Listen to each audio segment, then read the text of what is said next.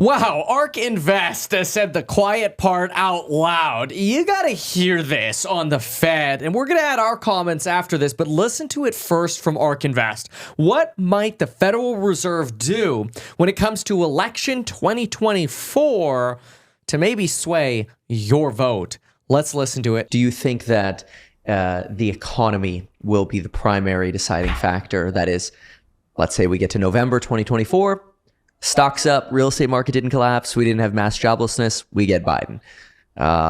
Stocks down, mixed, red, pain, joblessness, you go for a change of regime, just like, '08, the hope you can believe in.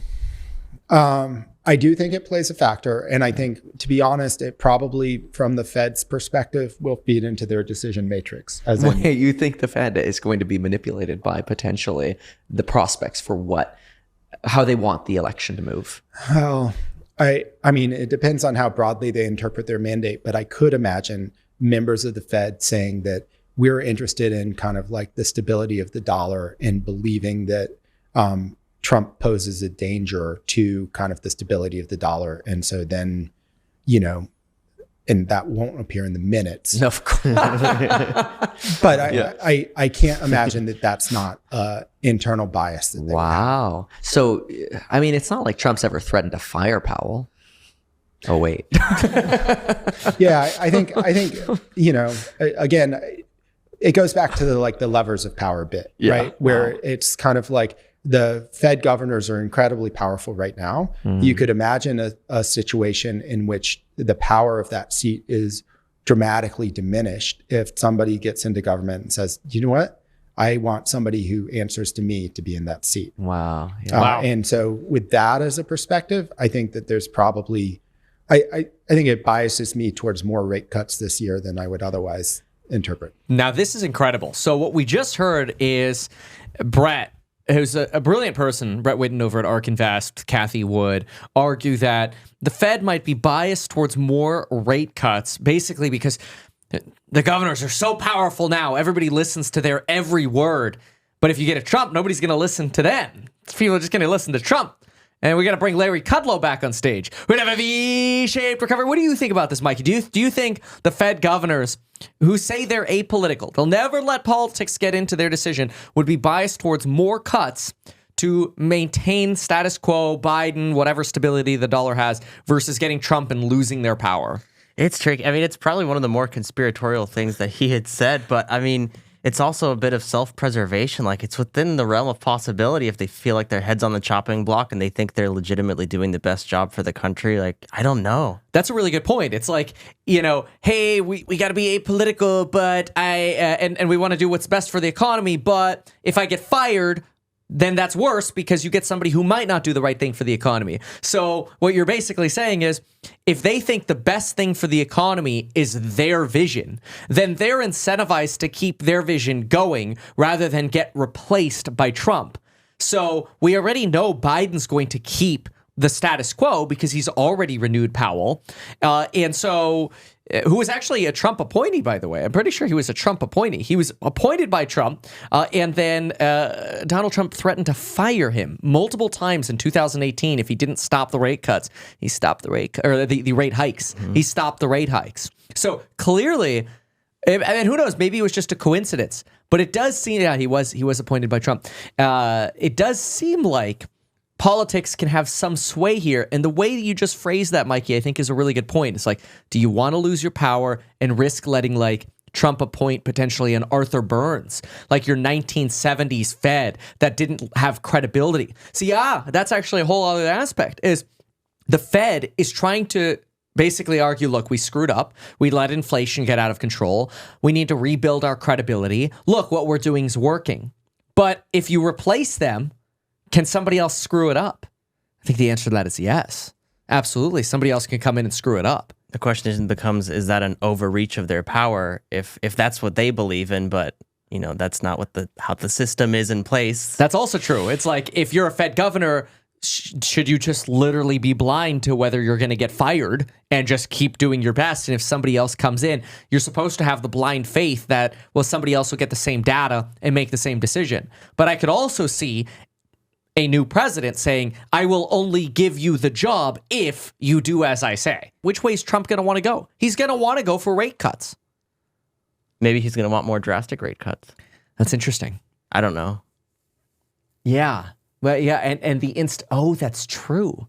You're right, because that would destabilize the dollar potentially. If Trump is like, we need to go to zero now, the dollar will crash, because the reason you have external demand for the dollar is because other countries are like, okay, well, I can earn 4%, let's say, on some Greek treasuries, or 4% on U.S. treasuries. Which would I rather have? Well, U.S. economy stronger, so I'll pick that one.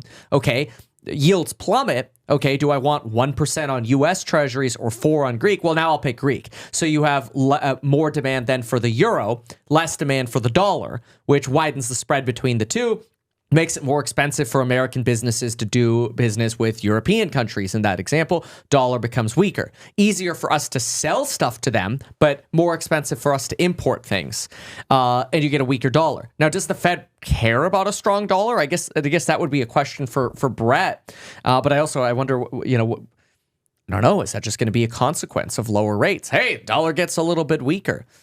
Yeah, like you said, it depends on how, the quote is, it depends on how broadly they interpret their mandate, but I can imagine members of the Fed saying they were interested in this kind of stability of the dollar. So yeah, I guess at the end of the day, the Fed is people, and people have opinions, and when their job is to take care of the country's economy, like, they might take that as far as they can. Yeah, basically the means justify the ends, right? Like, me being political for a few months and moving up rate cuts to benefit the economy might be political, but it justifies the goal that we're achieving. I could see that happening.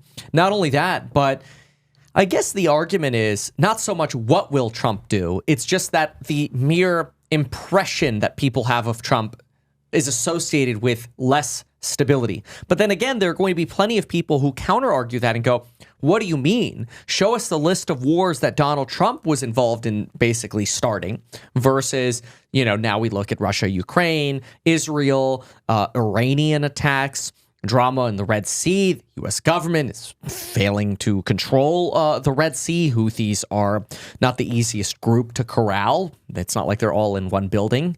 They're all in various different pickup trucks. Probably the typical Toyota Tacomas. they have the Hiluxes. Do they? They don't have the Tacomas out there. Oh, okay. And the Land Cruisers. Interesting. The SUVs. Yeah, this is how Toyota sales numbers are always up. Yeah. And I'm not saying any of this is right either. I'm just trying to understand Brett's point and then try to... It's definitely left. Yeah. Yeah. No, I see what you're saying. I'm not saying it's correct. Yeah. But yeah, I'm just trying to understand Brett's perspective, and maybe there's truth to it. What do you think? Where do you fall on the spectrum? Do you think the Fed's going to be biased towards one president or the other, or do you think they're going to be blind to it? I went into this hoping that they would be as unbiased as possible. Everybody obviously has bias, but hearing Brett go in, I thought, okay, well, if you say that, or even think that, that's like, oh, that's the conspiracy side. You must quell that. Hearing Brett say it's like, wait a minute. No, maybe he's right. Maybe that is the bias. And so I always try to look as in the middle as possible. And it's like, well, maybe status quo is a form of being biased. Maybe thinking that there is no conspiracy is bias. I don't know. It's all mixed up, topsy-turvy. But so yeah, let's rephrase that. Now, well, first of all, I think we're going to face a ramp up in joblessness. We look at layoffs; they're jumping. We posted on eHack this morning, eHack.com. We posted some layoff charts for January, and we're only 3 weeks into the data here, and layoffs are already exceeding anything we've had since last May. We'll probably honestly rival the beginning of last year, that Feb, March, May, once we get done with layoffs this month. The concern is, will they stay elevated? Or will they get even higher? Will the numbers on the left end up looking small? So we can throw that chart up on screen if it's useful. But the reality is, if we end up getting an increase in job ticks, we're going to see rate cuts, faster rate cuts than anybody's pricing in. And then, even though the Fed might be reacting to joblessness, it will look like they cut rates right before the election. So we'll never actually know.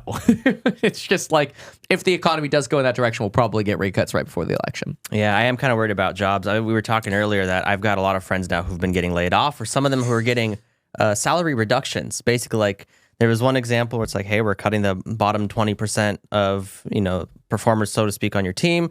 And then your problem is you're making too much. You're making more than our new caps that we have set. So if you want to take a severance, we'll let you.